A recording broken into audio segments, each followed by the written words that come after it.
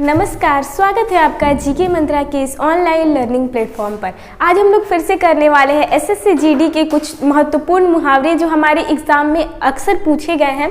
तो चलिए शुरू करते हैं। हमारा पहला मुहावरा है त्रिशंकु होना। त्रिशंकु होना मुहावरे का सही अर्थ क्या है? त्रिशंकु होना मुहावरे का सही अर्थ क्या है?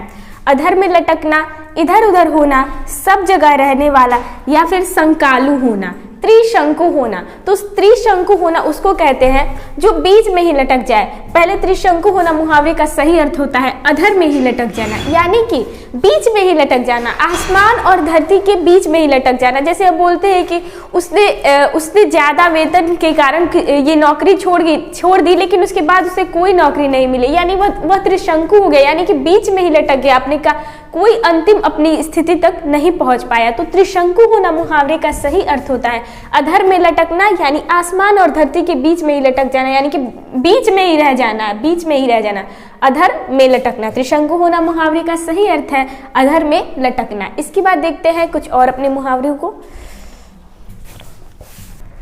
बढ़ते हैं दोस्तों अपने अगले मुहावरे की तरफ, ठीक है। थाली का बैंगन होना मुहावरे का सही अर्थ क्या है? थाली का बैंगन होना, ये अक्सर हम अपने कहावतों में सुनते भी होंगे कि थाली का बैंगन मुहावरे का सही अर्थ क्या है। तो अपने ऑप्शंस देखते हैं। इधर उधर की बात करने वाला व्यक्ति, इधर उधर की बात करने वाला व्यक्ति हमारा बी ऑप्शन है सिद्धांत रहित व्यक्ति, सी ऑप्शन है घमंडी व्यक्ति, डी है सिद्धांतवादी व्यक्ति, सिद्धांतवादी व्यक्ति। थाली का बैंगन होना मुहावरे का अर्थ क्या है? जैसे हम बोलते हैं कि वह तो थाली का बैंगन है, यानी कि जिधर फायदा देखता है उधर ही लुढ़क जाता है। तो थाली का बैंगन होना मुहावरे का सही अर्थ होता है सिद्धांत रहित व्यक्ति, जिसका कोई सिद्धांत ना हो अपने जीवन में, वो जिधर अपना फायदा देखता है बस उधर ही चला जाता है। तो थाली का बैंगन मुहावरे का सही अर्थ होता है सिद्धांत रहित व्यक्ति। कई बार स्टूडेंट्स इसका आंसर इधर उधर की बात करने वाला व्यक्ति भी मार देते हैं, लेकिन इसका सही एकदम सटीक जो आंसर होगा वो होता है सिद्धांत रहित व्यक्ति, जिसका जीवन में कोई सिद्धांत नहीं है कि मुझे किस सिद्धांत पर चलना है, जिधर फायदा देखता है बस उधर ही चला जाता है। तो थाली का बैंगन मुहावरे का सही अर्थ है सिद्धांत रहित व्यक्ति होना। इसके बाद कुछ और प्रश्नों को देखते हैं। चलिए दोस्तों देखते हैं अपने अगले मुहावरे को, ठीक है। हमारा अगला मुहावरा है गागर में सागर भरने का सही अर्थ क्या है? गागर में सागर भरना मुहावरे का सही अर्थ क्या है? हमारे ऑप्शंस हैं अधिक शब्दों में अधिक विचार, कम विचार आना, गागर में सागर को भरना, या फिर थोड़े शब्दों में अधिक कहना। गागर में सागर भरना मुहावरे का सही अर्थ क्या है? थोड़े शब्दों में अधिक कहना, गागर में सागर को भरना, कम विचार आना, या अधिक शब्दों में अधिक विचार। तो इसका सही ऑप्शन होगा थोड़े शब्दों में अधिक कहना। जैसे हमारे बहुत सारे कवि हैं जैसे श्रृंगार रस के, या फिर हास्य रस के, या फिर वीर रस के।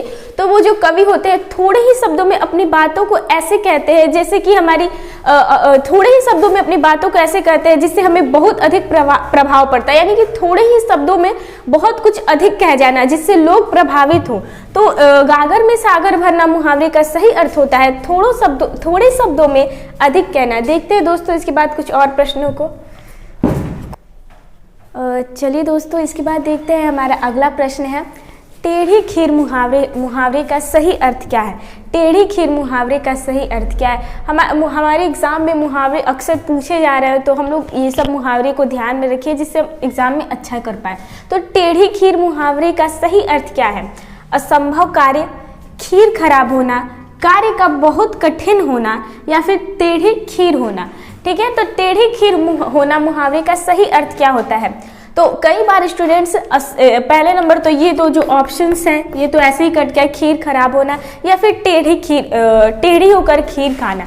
तो टेढ़ी खीर होना मुहावरे का सही अर्थ, बहुत बार स्टूडेंट्स कंफ्यूज रहते हैं असंभव कार्य और कार्य का बहुत कठिन होना। तो टेढ़ी खीर मुहावरे का जो सही अर्थ होता है वह कार्य का बहुत कठिन होना, यानी कि जैसे कि एग्जाम्पल्स में देख सकते हैं कि प्रतियोगी परीक्षाओं में सफल होना टेढ़ी खीर होने के समान है।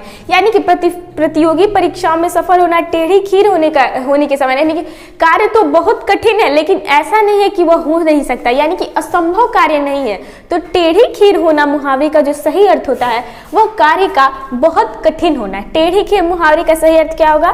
तो कार्य का बहुत कठिन होना। ठीक है, इसके बाद देखते हैं अपना अगला प्रश्न। देखते हैं दोस्तों, इसके बाद अपना अगला प्रश्न है हमारा, तेली का बैल होना मुहावरे का सही अर्थ क्या है? तेली का बैल होना मुहावरे का सही अर्थ क्या है? बुरी तरह काम में लगा रहना, काम करने से बहाना करना, मन लगाकर काम नहीं करना, या फिर निर्धन होना। तो तेली का बैल होना मुहावरे का सही अर्थ होता है बुरी तरह काम में लगे रहना। जैसे हम बोलते हैं, जैसे तेली का बैल या फिर कोल्हू का बैल होना एक ही बात है। तो जैसे हम बोलते हैं कि रोहित जो है अपनी बहन की शादी में तेली की बैल की तरह काम कर रहा था, यानी कि बुरी तरह काम में लगा हुआ था। तो ठीक है, इसके बाद देखते हैं अपना अगला प्रश्न। बढ़ते हैं दोस्तों अपने अगले मुहावरे की तरफ। हमारा अगला मुहावरा है, द्रौपदी का चीर मुहावरे का सही अर्थ क्या है? द्रौपदी के चीर मुहावरे का सही और अर्थ क्या है? तो हम अपने ऑप्शंस को देखते हैं। नारी का अपमान करना, नारी का अपमान करना हमारा दूसरा ऑप्शन है। शर्मनाक कार्य करना तीसरा ऑप्शन है। कभी समाप्त न होना, और डी है हमारा नन। द्रौपदी का चीर होना, तो कई बार स्टूडेंट्स इसमें बहुत कंफ्यूज रहते हैं। शर्मनाक कार्य, तीनों ऑप्शंस एकदम कंफ्यूज करने लायक है। नारी का अपमान करना, शर्मनाक कार्य करना, कभी समाप्त न होना। तो चीर का तो मतलब होता है कपड़ा, जैसे कि द्रौपदी का चीर होना, यानी कि जैसे जैसे दुशासन साड़ी को द्रौपदी की साड़ी को खींचते जा रहा था, लेकिन जो हमारे कृष्ण भगवान है वह साड़ी बढ़ाते ही जा रहे थे। यानी कि इसका मतलब होता है कि जो द्रौपदी का चीर है वह कभी समाप्त नहीं हुआ, यानी कि द्रौपदी का जो कपड़ा है वो कभी समाप्त नहीं हुआ। तो द्रौपदी का चीर होना मुहावरे का सही अर्थ होता है कभी समाप्त न होना, कभी समाप्त न होना। द्रौपदी का चीर, क्योंकि ये मुहावरा थोड़ा जो बोल रहा है उससे अलग इसका मीनिंग है, उससे अलग इसका अर्थ है। तो द्रौपदी का चीर मुहावरे का सही अर्थ होता है कभी समाप्त न होना, कभी समाप्त न होना। कृष्ण जी जैसे जैसे दुशासन साड़ी को खींचते जा रहा था, लेकिन कृष्ण जी साड़ी बढ़ाते ही जा रहे थे। तो द्रौपदी का चीर होना है मतलब कि कभी समाप्त न होने वाला। जैसे हमारी जो हम बहुत सारे इससे एग्जाम्पल्स ले सकते हैं। जैसे हम बोल सकते हैं अपनी पढ़ाई को कि द्रौपदी का चीर ही हो गया। तो ठीक है, इसके बाद देखते हैं हमारे कुछ और प्रश्नों को। ठीक है, बढ़ते हैं दोस्तों अपने अगले प्रश्न की तरफ। हमारा अगला मुहावरा है, आंखों का नीर ढल जाना, यानी कि आंखों का नीर ढल जाना या ढल जाना मुहावरे का सही अर्थ क्या है? मरते समय आंसू बहाना, निर्लज हो जाना, वृद्ध हो जाना, या फिर निष्प्रभाषित हो जाना। तो आंखों का नीर ढल जाना मुहावरे का सही अर्थ होता है निर्लज हो जाना, एकदम बेशर्म हो जाना, निर्लज हो जाना। आंखों का नीर ढल जाना मुहावरे का सही अर्थ क्या होता है? निर्लज हो जाना। आंखों का नीर ढल जाना मुहावरे का सही अर्थ क्या होगा? निर्लज हो जाना। देखते हैं इसके बाद और प्रश्नों को।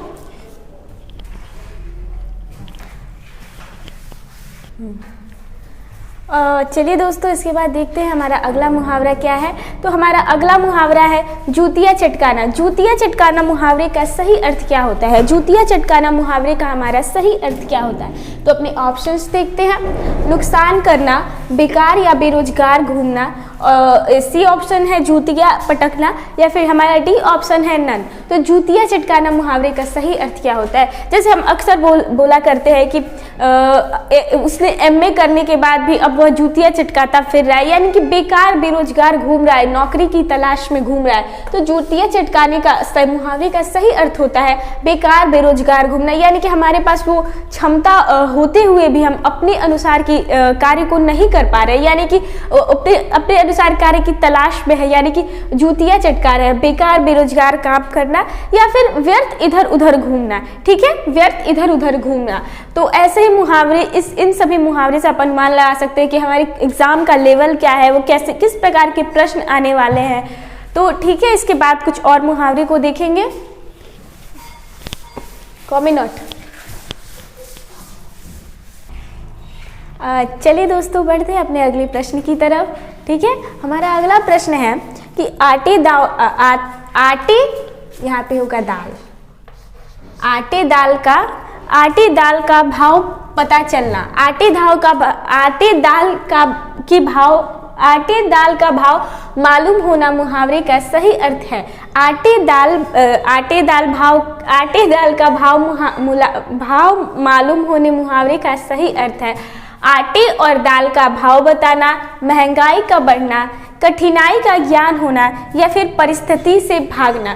तो ये बहुत फेमस मुहावरा है जो हमारे घर में अक्सर बोला जाता है। जैसे कि हमारे बड़े बुजुर्ग हमसे बोलते हैं कि जब तुम कमाओगे तब तुम्हें पता चलेगा कि आटे दाल का भाव क्या है, आटे दाल का भाव क्या है। तो इसका सही अर्थ होता है कठिनाई का मालूम होना, यानी कि जिंदगी में कितनी कठिनाई है, जब तुम खुद करोगे तब तुम्हें पता चलेगा कि हम किस प्रकार से कर रहे हैं। जैसे एक इसका और उदाहरण है कि पापा पापा जब कहना था तब तो आसान था, जब पापा कहलवाने लगे तब हमें पता चला कि आटे दाल का भाव क्या है। यानी कि कठिनाई कितनी है जिंदगी को चलाने में।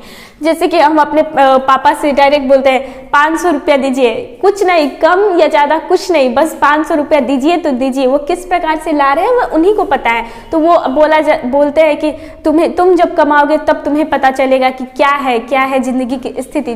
ठीक है, तो आटे दाल के भाव मालूम होना मुहावरे का सही अर्थ होता है कठिनाई का ज्ञान होना कि जिंदगी कितनी कठिनाइयों से भरी है और कितनी मुश्किलों से हम लोग जी पा रहे हैं, कितनी मुश्किलों से अपने कार्यों को कर पा रहे हैं। तो ठीक है, बढ़ते हैं इसके बाद कुछ और प्रश्नों की तरफ। देखते हैं दोस्तों, इसके बाद हमारा जो अगला प्रश्न है, नमक मिर्च लगाना मुहावरे का सही अर्थ होता है। नमक मिर्च लगाना मुहावरे का सही अर्थ होता है अनुनय करना, उपहास करना, नमक और मिर्च लगाकर रखना या फिर बढ़ा चढ़ाकर कहना। तो इसका तो सही आंसर सबको पता होगा कि नमक मिर्च लगाकर कहने मुहावरे का सही अर्थ होता है बढ़ा चढ़ाकर कहना। यानी कि हमने ऐसा कुछ कहा, जैसे हमारे दोस्त बहुत सारे होते हैं, हमने उनके साथ कुछ किया भी नहीं लेकिन वो हमारे घर पर आए तो हमारी मम्मी से, हमारे पापा से बहुत बढ़ा चढ़ा, यानी कि नमक मिर्च लगाकर अपनी बातों को बोल रहे हैं ताकि हमें ज़्यादा डांट पड़े। तो नमक मिर्च लगाना मुहावरे का सही अर्थ होता है बढ़ा चढ़ाकर कहना। नमक मिर्च मुहावरे का सही अर्थ क्या होगा? बढ़ा चढ़ाकर कहना। इसके बाद दोस्तों ध्यान से आप लोग देख लीजिए एक बार। इसके बाद हम लोग कुछ और प्रश्नों को देखेंगे। ठीक है, इसके बाद चलिए बढ़ते हैं अपने अगले प्रश्न की तरफ। चलिए दोस्तों बढ़ते हैं अपने अगले प्रश्न की तरफ। हमारा प्रश्न ये थोड़ा एक अलग प्रकार का प्रश्न है। जैसे मैंने अभी पिछले कुछ प्रश्नों को कराया उससे थोड़ा ये अलग है, थोड़ा डिफरेंट है। ठीक है, हमारा प्रश्न है, भ्रष्ट नेताओं के कारण पार्टी चुनाव हार गई। भ्रष्ट नेताओं के कारण पार्टी चुनाव हार गई, रेखांकित वाक्यांश के लिए सही मुहावरा क्या है? यानी कि हार गई जो रेखांकित वाक्यांश है उसके लिए हम सही मुहावरा इन चारों ऑप्शंस में से क्या कह सकते हैं? उत्तर, पट खुलना, लुटिया डूब जाना, अपने पाँव पर कुल्हाड़ी मारना या फिर भूत भगाना।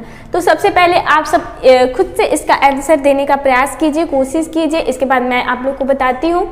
प्रश्न सही से पढ़िए कि भ्रष्ट नेताओं के कारण पार्टी चुनाव हार गई। तो इसका अंतर पट खुल जाना, लुटिया डूब जाना, अपने पाँव पर कुल्हाड़ी मारना या फिर भूत भगाना।